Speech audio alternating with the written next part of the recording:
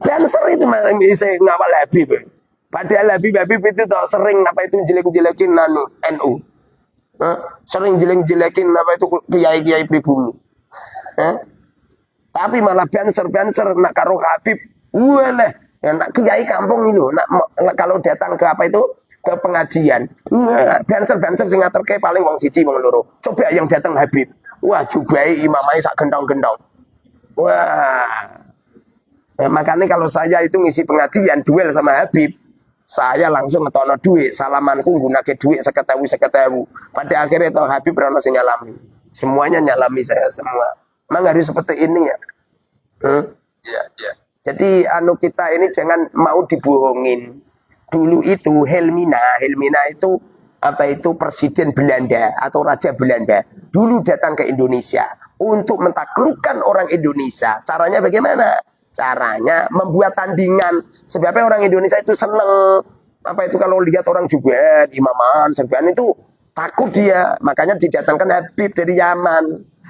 Jadi Habib inilah yang apa itu mampu untuk meredakan. Kemudian di waktu Indonesia sudah merdeka, Belanda semuanya pulang semua yang di Habib. Lawang wiridane Kanjeng Nabi aja diklaim, Rotibul Adat itulah wiridane Kanjeng Nabi itu. Itu lafaz-lafaz yang ada di Rotibul Adat itu semuanya wiridane Kanjeng Nabi. Loh, kalau semua wiridane Kanjeng Nabi ngapain diklaim? Kalau masalah membuat seperti itu, toh orang Jawa lah bisa membuat. Tahlil itu kan buatan orang Jawa. Bacaan tahlil itu buatan orang Jawa. Siapa musonifnya? Musonifnya tidak menyodorkan nama. Kenapa enggak menyodorkan nama? Karena lafaz-lafaz tahlil itu adalah lafaz-lafaz yang ada di dawuhnya Rasul. Saya punya karya tulis itu apa itu wiridan Rasulullah.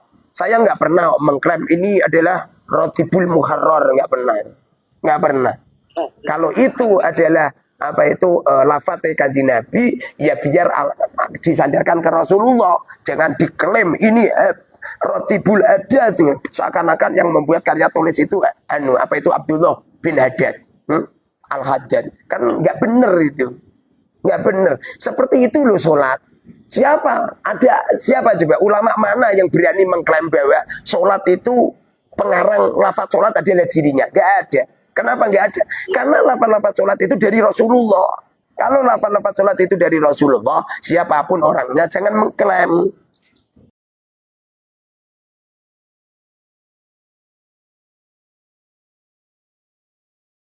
Assalamualaikum warahmatullahi wabarakatuh.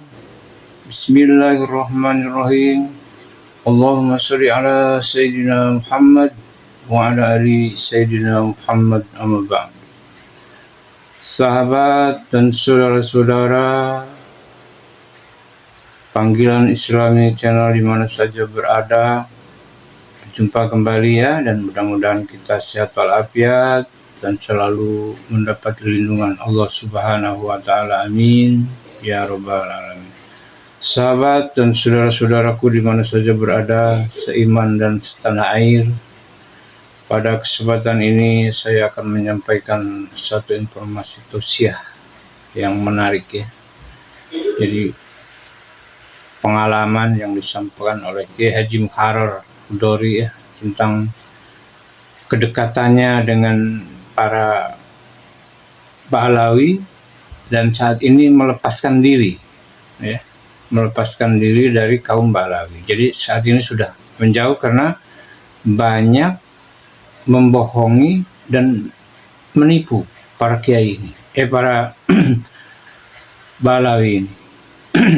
Sudah menipu, juga memeras, bahkan membohongi. Jadi saat ini Kiai Haji Muharrar ini sudah terlepas dari cengkerama Ba'alawi dan beliau sudah bebas saat ini, sudah tidak lagi didatangi, karena sedatangnya pun ya saat ini ditolak karena Kiai Haji Muharrar ini sudah tidak meyakini lagi dan memang sudah membuang keyakinan bahwa para Ba'alawi ini bukan keturunan Rasulullah ya.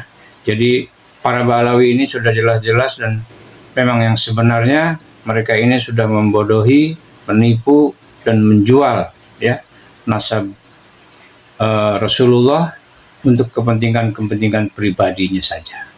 Ini penilaian dari Kiai Haji Muharrar Hudari. Dan untuk itu beliau melepaskan diri saat ini, tidak lagi berhubungan secara dekat maksudnya. Ya, tapi ya, akan tetapi tidak membenci, akan tetapi tidak ada kontak person gitu kan istilahnya ya. Jadi tidak melakukan hubungan-hubungan yang seperti yang sudah lah. Kenapa dianggap merugikan ya? Karena kadang-kadang minjam tidak dikembalikan, bahkan minjam digadai, harus ditebus dan sebagainya. Minjam dihilangkan ya, minjam duit yang nggak pernah dibayar, bahkan minta seenaknya ya, itulah. Ya. Akan tetapi tadinya selalu diberi, namun setelah tahu ya tidak lagi lah ya. Saat ini Kiai Haji Muharrar sudah terlepas dari belenggu-belenggu pemberasan para Balawi.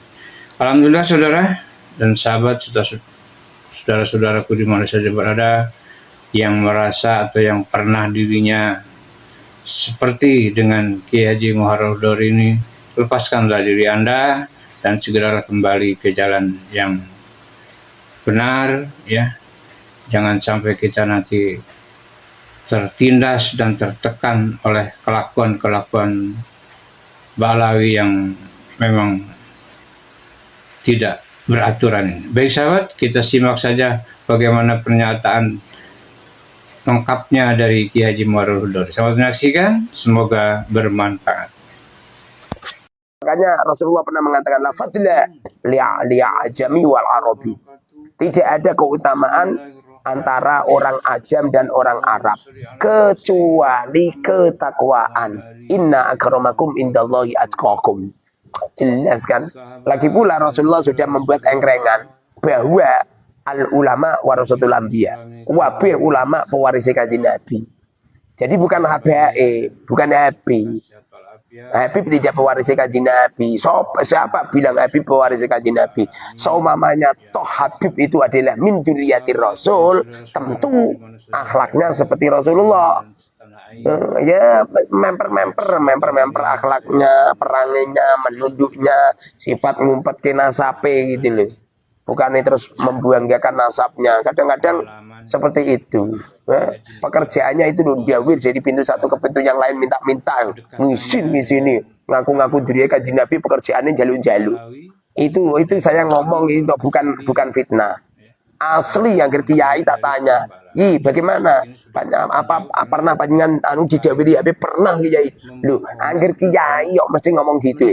Berarti kan kalau memang benar-benar dia Rasul mencemarkan nama baik kanjeng Nabi itu, apalagi nyampe setelah diteliti jebul-jebul Ubaidillah tidak putranya Sayyid Ahmad. Ini artinya ada penipuan. Kalau ada penipuan, siapapun orang Islam yang mendengar suara saya wajib memahamkan masyarakat. Sebab kalau masyarakat ini tidak dipahamkan bahaya.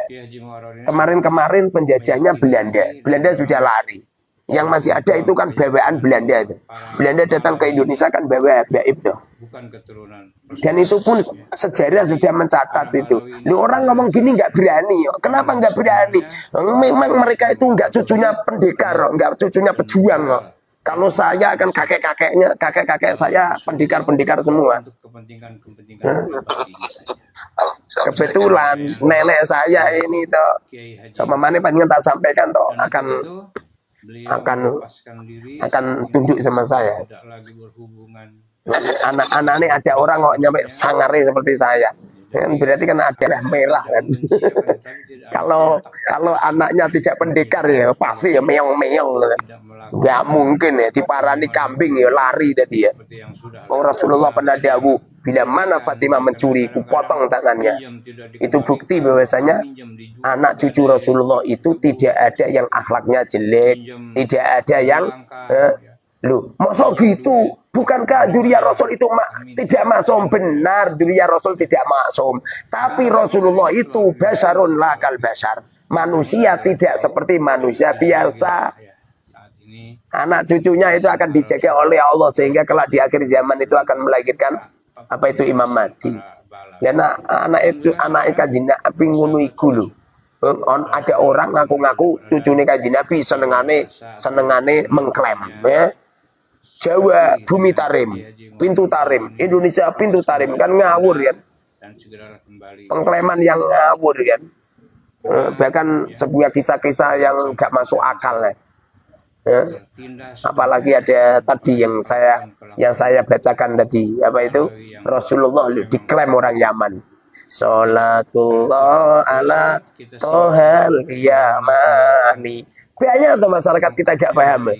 Rumah sana itu qasidah HP gitu. Nah, itu kan karyanya orang-orang Alawi. Semoga rahmat ta'dim Allah ala toha kepada Rasulullah al-Yamani yang dari Yaman. Kapan Rasulullah lahir di Yaman? Kapan Rasulullah wafat di Yaman? Kapan Rasulullah hidup di Yaman? Enggak pernah. Kita kalau ngomong gini toh jangan mingkring-mingkring. Mingkring-mingkring ya kesamplok uang jengking. Iya, pendekar gitu. Ini orang Jawa ini anak keturunannya Kamandanu, anak keturunannya Gajah Mada, anak keturunannya Malampir, Nini Pelet. Apa itu? sudah terbiasa. Yang di Al-Qur'an jelas, liyudhiba ankum rijsa 'alal bait wa yutahhirukum tadhira gitu. Nyampe Rasulullah pernah ngerubuti Sayyidina Hasan dan Husain, ya kan? Ngerubuti Sayyidina Fatimah dengan Husain, ya? Lalu Rasulullah menyanjung-nyanjungnya. Kemudian Rasulullah menerangkan ahlul bait Rasulullah itu al-Mustafa wal Murtado wa banahuma wal Fatimah. Jadi Kanjeng Nabi, Sayyidina Ali, Sayyidatina Fatimah, Hasan Husain. Kalau Hasan Husain secara otomatis semua dzurriyyah Rasul itu berketurunan Hasan Husain. Sementara Allah berfirman liyudhiba ankum rijsa. Allah akan menghilangkan rijsun. Rijsun itu ucapan yang jelek, perbuatan yang jelek, namanya rijsun. Ahlul bait. Ahlul bait itu ahline Kanjeng Nabi. Wa yutahhirukum tadhira, dan Allah sucikan mereka. Mosok ahli bait Kanjeng Nabi nak ngomong angger jeplok. Kusur buta hati, buta mata. Coba, ini ada ulama pribumi dijelek-jelekin seperti ini. Bahkan Presiden Republik Indonesia pernah dikatakan presidennya iblis, menteri agamanya dajjal. Coba, ini ada Habib yang menuduh seperti itu. Loh, ngono banser. Saya gelem ngawal Habib ya, keliru dah. Banser itu saya ngawal Habib. Padahal Habib itu sering jelek-jelekin NU. Sering jelek-jelekin kiai-kiai pribumi. Tapi malah banser nak karo Habib. Walah, nak kiai kampung ini kalau datang ke ke pengajian. Banser sing ngaturke paling wong siji wong loro. Coba yang datang Habib. Wah, jubai imamai sak gendong-gendong. Wah. Makanya kalau saya itu ngisi pengajian duel sama Habib, saya langsung ngetono duit, salamanku gunake duit 50.000. Pada akhirnya itu Habib berapa sing nyalami. Semuanya nyalami saya semua. Memang harus seperti ini ya. Jadi kita ini jangan mau dibohongin. Dulu itu Helmina itu presiden Belanda atau raja Belanda. Dulu datang ke Indonesia untuk mentaklukkan orang Indonesia. Caranya bagaimana? Caranya membuat tandingan. Sebabnya orang Indonesia itu seneng kalau lihat orang juga imaman, serban itu takut dia. Makanya didatangkan Habib dari Yaman. Jadi Habib inilah yang mampu untuk meredakan. Kemudian di waktu Indonesia sudah merdeka, Belanda semuanya pulang yang Habib. Lawang wiridane Kanjeng Nabi aja diklaim. Rotibul Adat itulah wiridane Kanjeng Nabi. Itu lafaz-lafaz yang ada di Rotibul Adat itu semuanya wiridane Kanjeng Nabi. Loh, kalau semua wiridane Kanjeng Nabi ngapain diklaim? Kalau masalah membuat seperti itu, toh orang Jawa lah bisa membuat. Tahlil itu kan buatan orang Jawa. Bacaan tahlil itu buatan orang Jawa. Siapa musonifnya? Musonifnya tidak menyodorkan nama. Kenapa enggak menyodorkan nama? Karena lafaz-lafaz tahlil itu adalah lafaz-lafaz yang ada di dawuhnya Rasul. Saya punya karya tulis itu wiridan Rasulullah. Saya enggak pernah mengklaim ini adalah Rotibul Muharrar, enggak pernah. Kalau itu adalah lafaz Kanjeng Nabi, ya biar disandarkan ke Rasulullah. Jangan diklaim ini Rotibul Haddad tuh. Seakan-akan yang membuat karya tulis itu Abdullah bin Haddad. Al-Haddad. Kan nggak bener itu. Nggak bener. Seperti itu loh sholat. Siapa coba ulama mana yang berani mengklaim bahwa sholat itu pengarang lafaz sholat adalah dirinya? Nggak ada. Kenapa nggak ada? Karena lafaz-lafaz sholat itu dari Rasulullah. Kalau lafaz-lafaz sholat itu dari Rasulullah, siapapun orangnya jangan mengklaim. Ya, saya kalau masalah kitab-kitab yang suka dikaji di pondok-pondok kan itu sebagian ada karangan para habaib atau sayyid itu bagaimana untuk kitab-kitab tersebut? Jadi begini, sanad nasab sama sanad ilmu itu beda. Sanad ilmu sampai kapanpun ya kita menyambung, walaupun yang kita ambil adalah dari dzurriyyah Rasul atau tidak dzurriyyah Rasul, tidak jadi masalah. Loh, saya ini berguru sama Habib Alwi bin Hasan Al-Idrus. Saya sendiri pernah belajar sama Habib Anis bin Alwi bin Ali bin Muhammad bin Husain Al-Habsi. Saya juga pernah belajar sama beberapa habaib itu. Dan beliau sampai kapanpun ya guru saya. Walaupun saya punya keyakinan bahwa silsilah nasab mereka terputus gara-gara Ubaidillah adalah tidak putra Sayyid Ahmad, bukan berarti saya memutus silsilah keilmuan, enggak. Jadi maaf, kan itu mungkin dari nenek moyang mereka kan pembohong gitu ya. Maaf, pembohong gitu.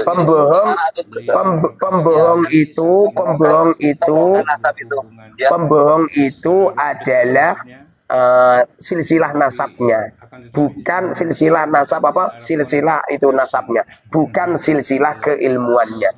Kalau keilmuannya ya masuknya pada takwa. Wa ta'awanu 'alal birri wa taqwa. Tolong menolonglah kamu 'alal birri pada kebaikan wa taqwa dan takwa gitu.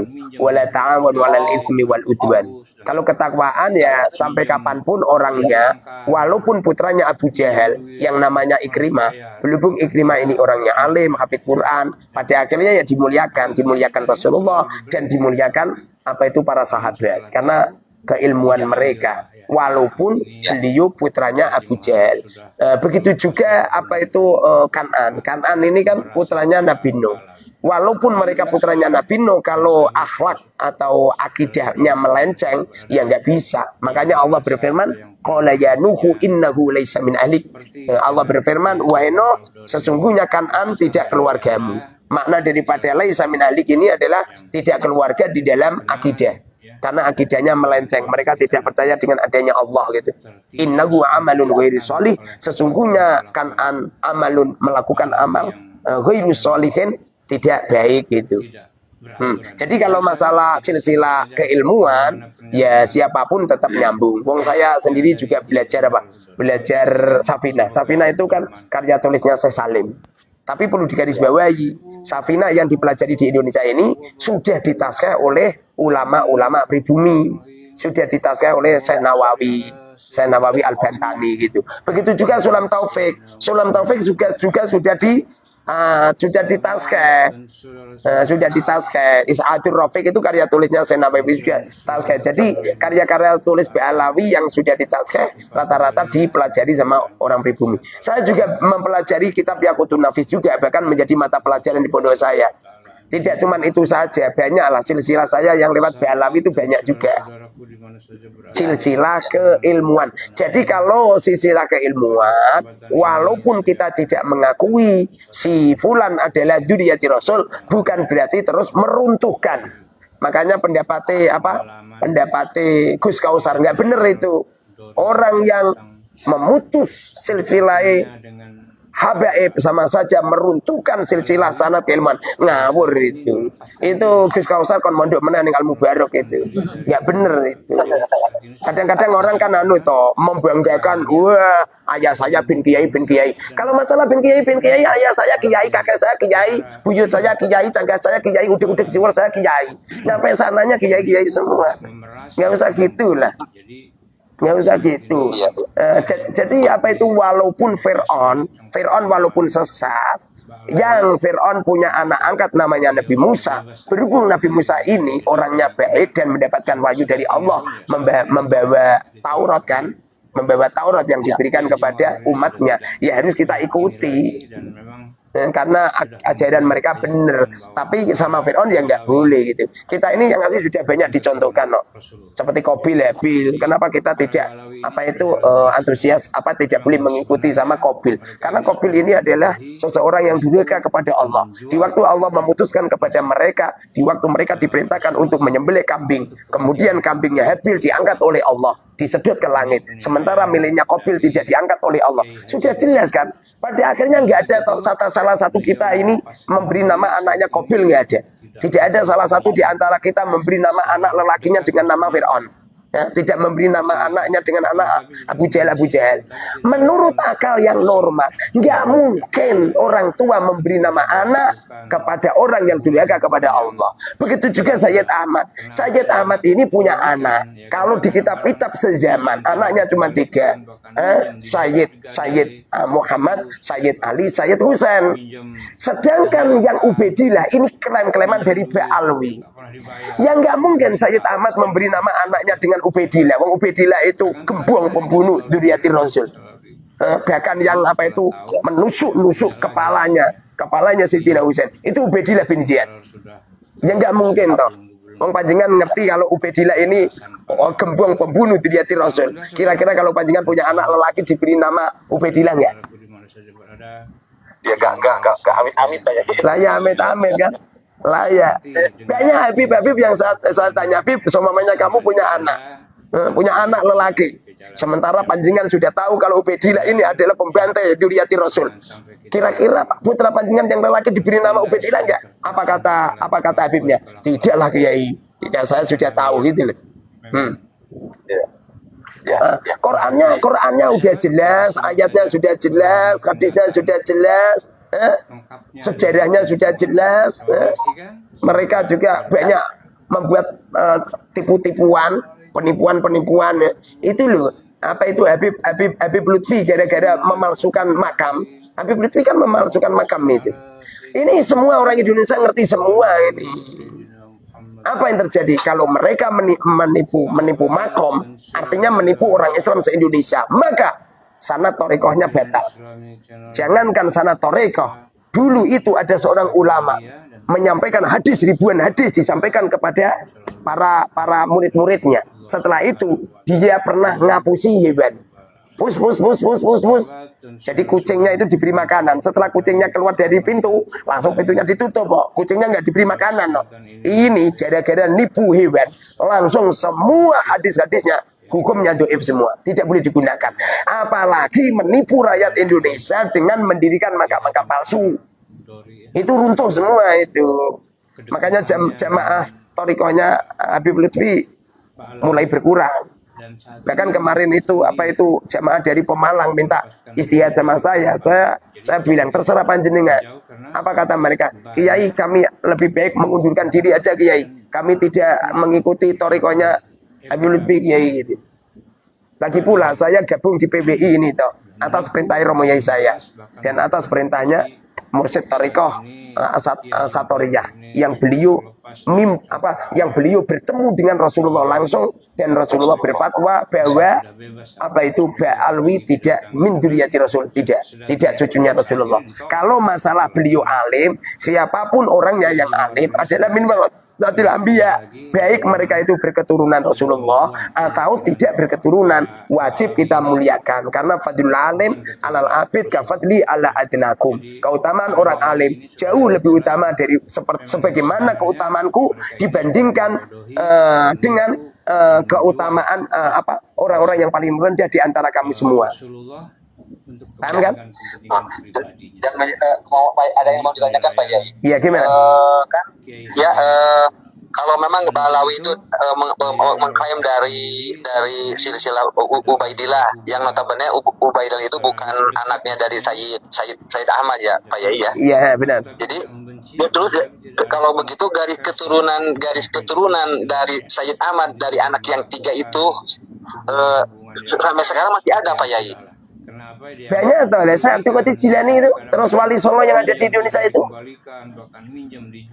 Oh, jadi Wali Songo itu dari anak-anak Sayyid Ahmad yang 3 itu Pak Yai? Iya benar. Sayyid Ali. Benar. Sedangkan yang Ubaidillah itu pencangkokan, penipuan. Mereka itu sudah terbiasa nipu-nipu itu, makam ditipu, nyampe Pulau Jawa Indonesia diklaim kalau apa itu Jawa dan Indonesia pintu tarim gitu. Nyampe namanya Kaji Nabi wae ditipu kok. Ala Tohel Yamani, Kaji Nabi itu orang Yaman kok. Banyak yang ditipu-tipu itu, banyak itu yang diklaim-klaim, banyak itu. Wong mereka itu mengklaim dirinya Habib itu sudah nggak bener loh. Nggak bener, sama saja ada seorang kiai mengklaim dirinya kiai, berarti apa tahu kiai. Ya Pak ya. Iya, orang itu kalau alim pasti dia merendah, tidak memproklamirkan dirinya alim. Begitu juga orang itu kalau min dzurriyyati Rasul, beliau juga tidak memproklamirkan dirinya min dzurriyyati Rasul. Sebagaimana putra-putrinya Wali Songo yang ada di Indonesia, tidak ada satupun yang mereka memamerkan, menyombongkan silsilahnya. Mana coba? Gus Dur itu kan dzurriyyati Rasul kok mana? Apakah Gus Dur pernah saya Sayyid Gus Dur? Enggak pernah. Sunan Ampel sak cucu-cucunya, Sunan Kalijogo sak cucu-cucunya enggak ada yang memamerkan. Sunan Gunung Jati enggak ada. Jadi dzurriyyati Rasul semuanya itu merahasiakan silsilahnya, bukan memamerkan. Kalau ada orang memamerkan, menyombongkan, jelas positif itu enggak dzurriyyati Rasul itu. Gitu ya Pak ya.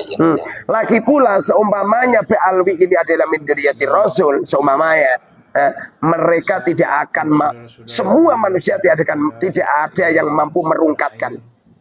Artinya kok ini nanti kok nyampe rungkat, bahkan rakyat Indonesia semakin menguat, semakin menguat, bahkan orang semakin tidak percaya dengan Ba'alwi. Positif itu gak diri Rasul itu. Kalau benar-benar diri Rasul, maka mereka tidak akan dirungkatkan siapapun. Tidak akan ada satupun yang mampu merobohkan, karena mereka berteman kepada Allah langsung. Dan apa itu darah seseorang tidak akan bisa diruntuhkan.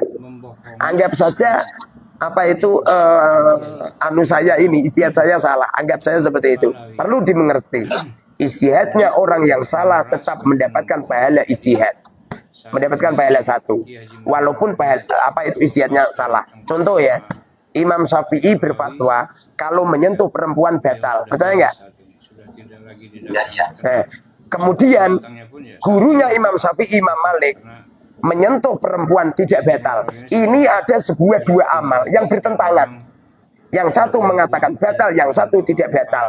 Kira-kira gimana dia? Apakah salah satu di antara Imam Syafi'i dan Imam Malik adalah orang yang salah? Tidak. Tidak. Makanya apa itu Gus Miftah ngomong, kalau kamu itu apa itu menganggap silsilah Ba'alwi, Habib itu putus, kemudian kelak di akhirat kenyataannya Ba'alawi itu adalah dzurriyyati Rasul, terus raimu belum kok di. Kalau ketemu sama Rasulullah, raimu kok di, kok keplek ya. Rumah sana sing pinter cuman nanu Gus Miftah. Saya ngomong seperti ini bukan berarti benci sama Gus Miftah. Enggak, saya cinta sama Gus Miftah. Mbok yo goblok yo aja kenemenen gitu lho. Goblok aja kenemenen. Apa itu Kiai Haji Imad itu, beliau itu hanya menyampaikan sebuah keilmuan. Kalau pengen menandingi Kiai Imad, caranya ya tandingi dengan tetis.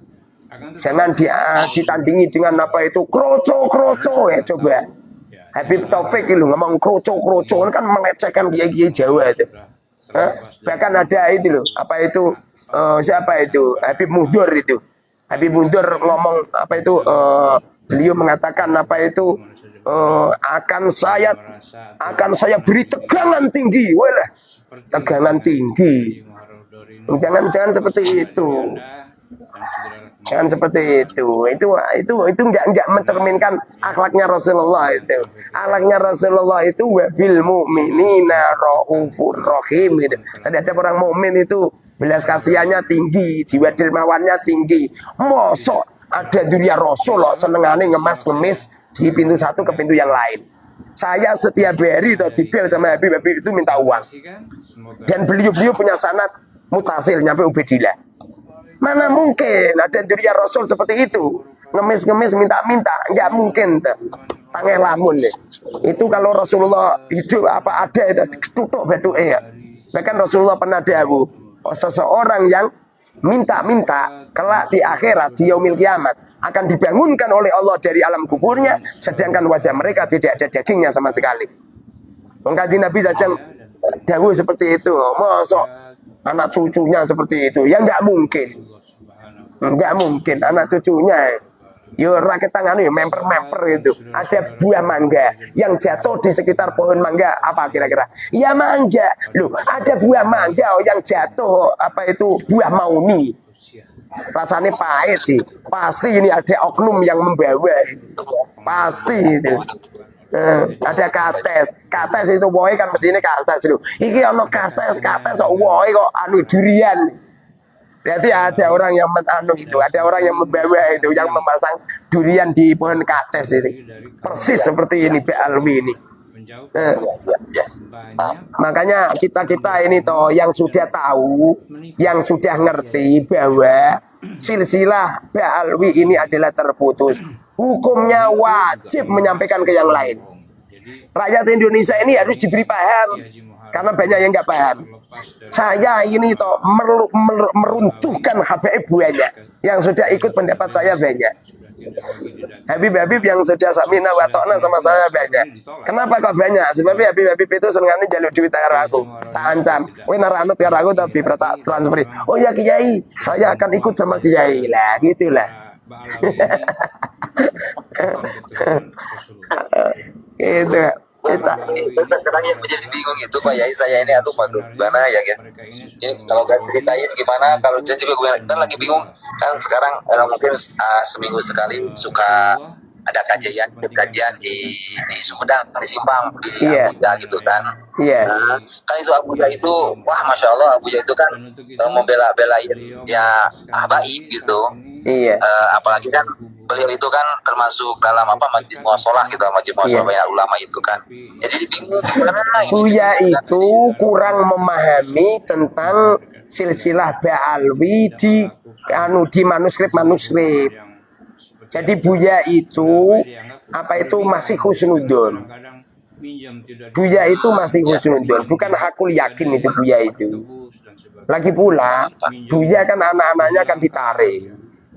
Lah orang rata-rata kalau keluarganya itu ditarik, rata-rata lidahnya celat. Beda seperti saya. Kalau saya lidahnya ini enggak celat. Anak saya ditarik, guru-guru saya KBAib. B yang fasih orang itu berbicara tentang keilmuan itu. Nah kalau Buya itu kan yang datang ke tempat beliau kan banyak Habib itu loh. Jadi beliau itu ya tetap hormat sama Habib dan beliau tetap husnudzon gitu. Saya walaupun mengatakan bahwa silsilah Ba'alwi ini terputus, bukan berarti saya benci loh. Saya senang saya. Justru saya melakukan seperti ini karena cinta saya sama Habib. Loh kalau saya benci sama Habib, mana mungkin besok saya membawa santri saya 600 santri ke Solo. Besok itu kan ada Habib Ali kan. Saya membawa santri semuanya. Saya sudah nyiapin bis sekian bis. Masya Allah. Masya Allah. Jadi orang mengatakan bahwa si fulan putus silsilahnya bukan berarti memutus silsilah keilmuan. Dan seumpamanya Habib itu benar-benar dzurriyyah Rasul akan legowo, tidak akan marah, tidak akan melakukan pembelaan. Kalau mereka melakukan pembelaan supaya dianggap dzurriyyah Rasul, berarti ada tujuan. 1, popularitas. 2, supaya mendapatkan cuan di tengah-tengah masyarakat. 3, supaya orang-orang itu menghormati, memuliakan. 4, supaya mudah mencari uang. Jadi kan ada tujuan lain itu. Kalau memang benar-benar dzurriyyah Rasul, itu seperti itu loh, dzurriyyah Wali Songo itu loh. Duriya Wali Songo nggak ada yang manggil Sayyid, Syarif, Habib, nggak ada. Nyatanya ya aman-aman aja. Dan mereka itu Duriya Wali Songo, ada yang tukang parkir, ada yang ngedos, ada yang ngembala kambing, biasa. Biasa. Bukannya memproklamerkan dirinya, saya ini Habib, mengalir di tubuh saya darah Rasulullah. Itu jangan-jangan ada itu, ada cuannya itu. Ada undang-undang dasarnya, UUD, ujung-ujungnya duit. Kita ini toh, kalau benar-benar kita ini anaknya pendekar, pasti suara kita akan fasih. Tapi kalau mereka tidak anaknya pendekar, akibatnya lidahnya pelo, pengen ngomong beli haram, keliru, haror, keliru haror, gak situ haram. Iya. Kalau kakek-kakek saya yang pendekar-pendekar semua dan beliau-beliau mati di medan perang biasa. Kalau anaknya seperti ini wajar. Dan saya ini kemarin membuat diskusi sama Habib, belum ada satupun Habib yang datang ke tempatku. Bahkan ada yang katanya siap datang, setelah tak telepon, tak beri satu pertanyaan nggak bisa jawab. Pada akhirnya mundur. Ada yang nelpon lagi, tak beri pertanyaan, mundur lagi. Bahkan ada yang telepon lagi, bahkan video call, bahkan minta uang transport. Sudah saya transfer 1 juta. Nyatanya sampai sekarang nggak ada datang. Kalau memang benar-benar Duriya Rasul, aku yakin seperti singa, tidak pernah takut. Jangankan diparani kambing. Loh, ada orang ngaku-ngaku harimau, bareng diwarani parani wedhus sok mengkeret. Berarti itu tidak harimau, kucing itu, kucing. Bentuknya kecil, meong-meong. Iya, toh. Iya, ada peribahasa Jawa, apa itu buah jatuh tidak jauh dari pohonnya. Itu bukti bahwasanya anaknya Habib seperti itu membanggakan nasabnya, senengane jaluk-jaluk, bahkan senengane mengklaim, bahkan mereka memalsukan makam dan lain sebagainya. Berarti ayah mereka pasti ono sing ra beres. Ma fil aba fil abna. Apa-apa yang terjadi pada ayah pasti terjadi pada anak. Pasti. Wong bapak ibu saya ngomong gini, Ror, watukmu kok persis pakamu.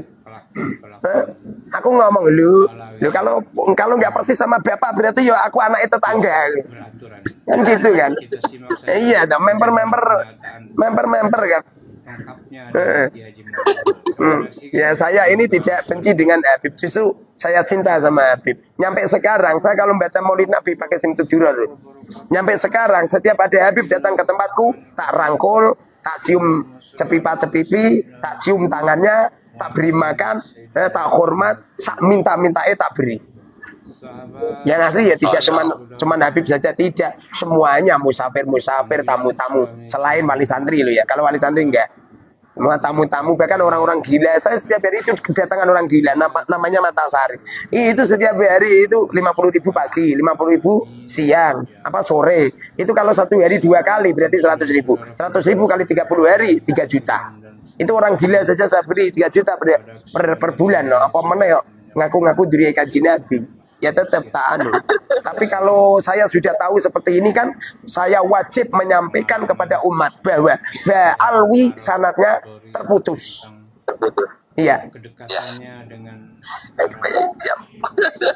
Oke, ada yang ditanyakan lagi?